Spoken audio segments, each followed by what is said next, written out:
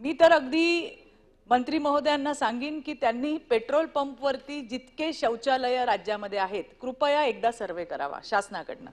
इतकी वाईट अवस्था आहे, मुद्दामच काचा फोडून ठेवलेल्या आहेत, नळ तोडून टाकलेत, डबडे तोडून टाकलेत, त्याच्या कड्या काढून टाकल्यात, जाऊ शकत नाही बाई, अतिशय अस्वच्छता।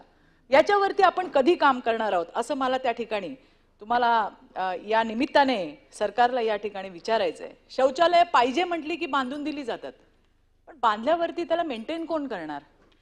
जर मेंटेन नीट होत नसेल तर त्या महिलांनी, त्या वापरकर्त्यांनी कुणाला तक्रार करावी? तिथे जी माणसं किंवा ज्या महिला बसलेल्या असतात त्यांच्याशी वाद घालण्यात तर काही सभापती महोदया अर्थच नाहीये।